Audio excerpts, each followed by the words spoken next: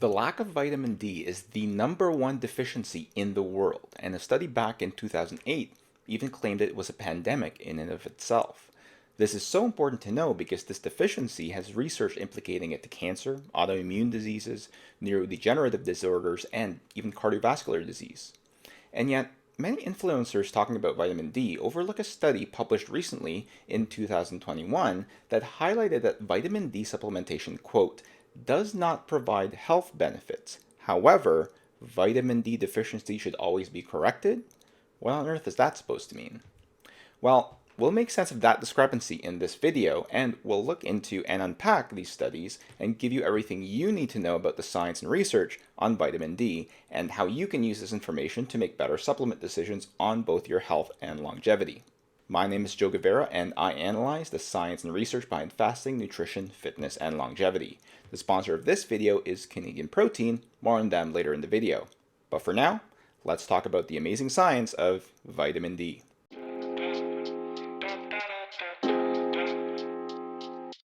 Historically, vitamin D has been known to have a single role related to calcium, phosphorus, and bone health. It's the vitamin that's essential to ensuring you're able to take the calcium and trace minerals you consume and use it to actually build up bone tissue. Much like vitamin C and scurvy, this was recognized back in the 1920s because we were researching a disease called rickets, which was the softening and weakening of bones in children, eventually found out to be caused by an extreme and prolonged vitamin D deficiency. The link was established when the symptoms went away after supplementing with vitamin D2 or ergocalciferol. However, recently, vitamin D3 or cholecalciferol has been found to be a bit more potent in increasing blood levels of vitamin D while also staying in your bloodstream longer. Vitamin D3 is the natural vitamin D your body produces, or coming from animal products. Vitamin D2 is plant-sourced vitamin D, so if you're vegan, this would be the one to choose. All that said, new research on other effects it might have started being conducted back in 2004 in the Journal of Clinical Nutrition, and onward into a variety of research areas in 2008, all the way to as recently as 2020 in the journal Nutrients, highlighting a variety of effects. It was shown to have immune benefits. It supported apoptosis or planned cell death, which is a precursor of autophagy seen in fasting. It reduced signs of inflammation and also improved neurogenesis, or making new brain tissue connections for neuroplasticity. Most of these studies have only been published over the past decade, and many people, including medical professionals, still aren't up to speed with the latest research, which is why it's so important to stay up to date. So subscribe to the channel if you want to stay in the know on the latest health and longevity science.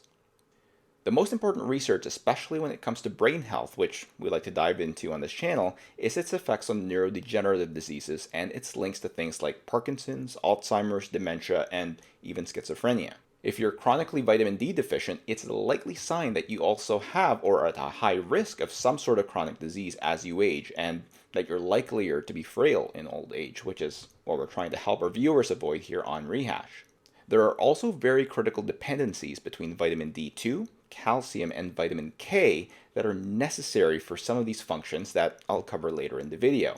But first, let's talk about how you normally get it in the first place.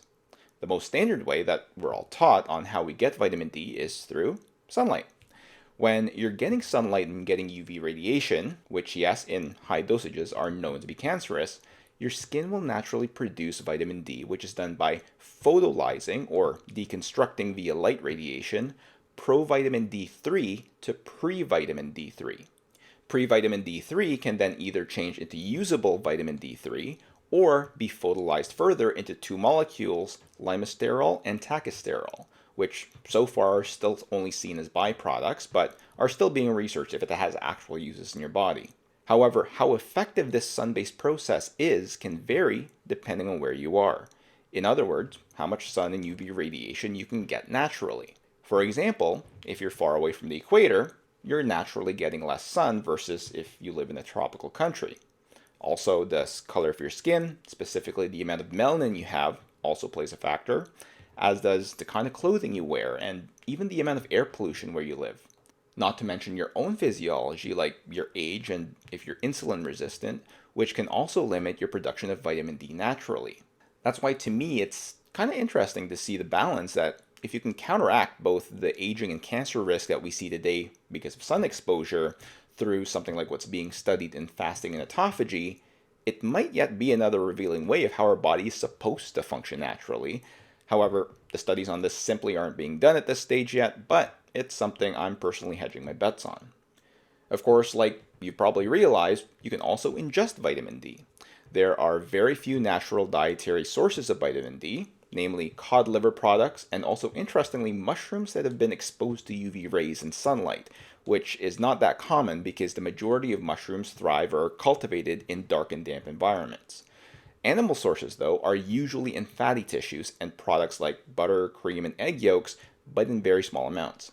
The most important note here is that vitamin D, as you may have picked up from its sources, is a fat-soluble vitamin, meaning it's stored in and can only be digested and absorbed with fat.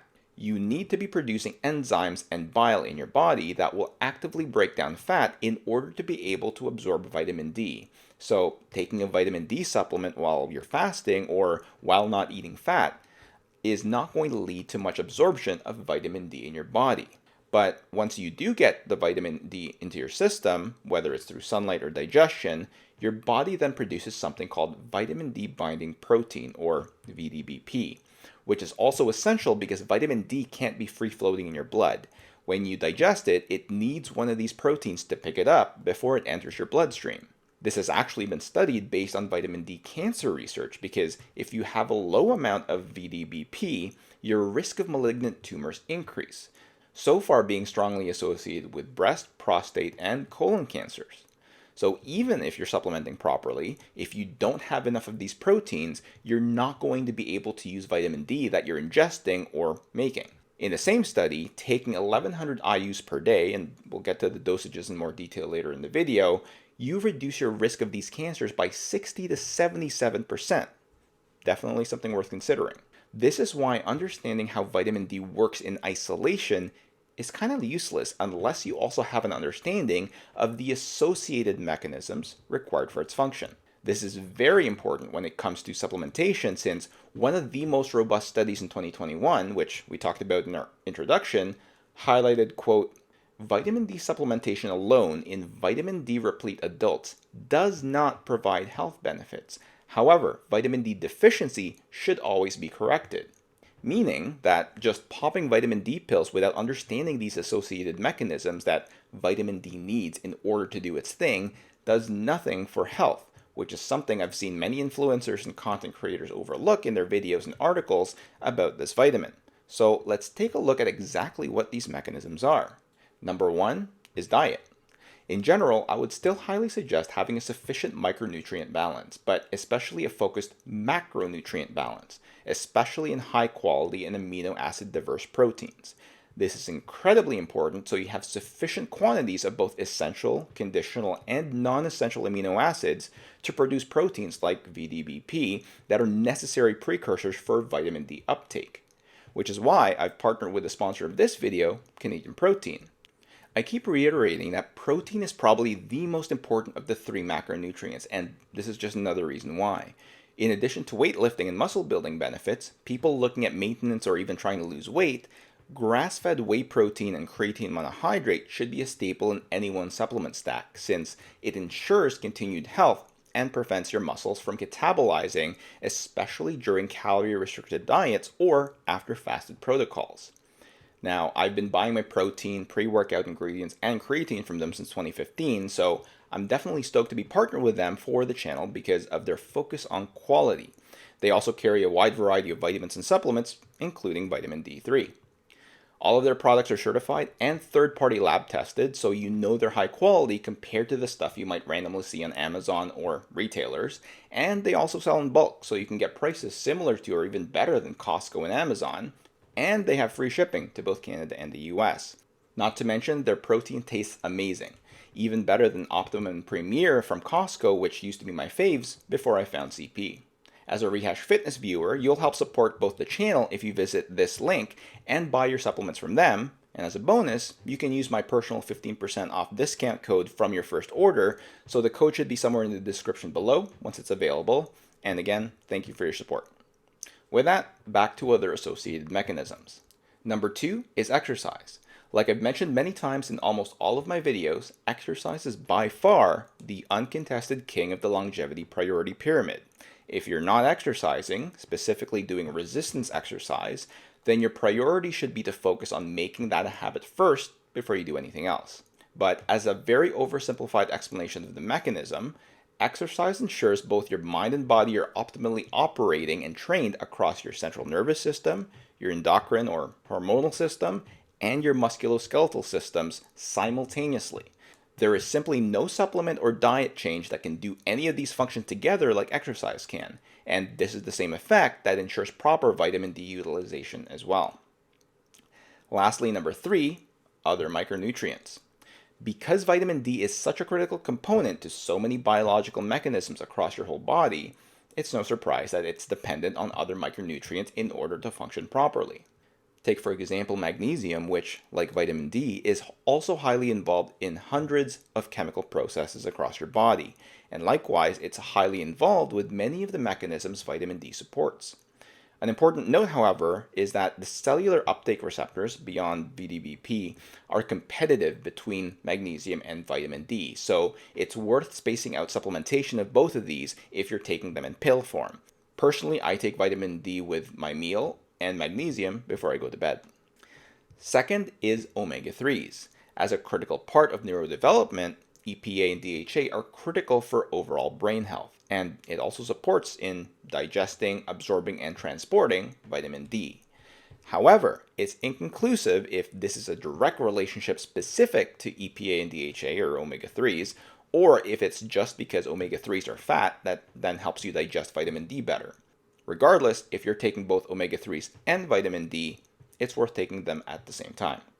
Next up is zinc. This is an interesting one because it's actually a two-way mechanism, where vitamin D helps zinc uptake, while zinc also helps vitamin D uptake based on a study published as recently as 2022.